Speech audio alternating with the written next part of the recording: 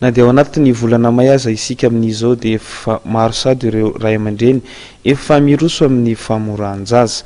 Ny mpitsabo no tena maro isavidy andreto farany anatanterahana izany. Jimmy Maradaniela sy Mamy Rasamuel. Niroso aloha ny fanatanterahandreo olona ny famoran-jaza tamin'ity taona ity raha oharina ny tamin'ny taon-daza. Ny firosoan'ny andro mangatsiaka ho volana May no antony hoy ny mpitsabo. Satria tato dia efa isan'andro no saika ahitana famoran-jaza eny amin'ireo mpitsabo izay manodidina ny 5 hatramin'ny 20 isan'andro eo. Misy karazany maro ny fomba fanaovana famoran-jaza. Misy zany le fomba tamin'ny andro taloha la vitrany dia tapahana fotsiny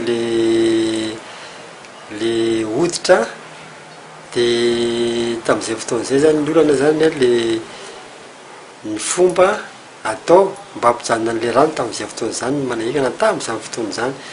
Fa zao efa nisy ny fifoanana izay efa nomena ny dokotera amin'ny fanaovana soavana izay nampianofanina mba hafehy tsara ny fomba atao hampijanonan'iny raha iny sy hampamaina vetivety dia izay mahatonga antsika hoe entanina foana zany tsika hamonjy dokotera rehefa hanao an'izay soavan-jaza izay.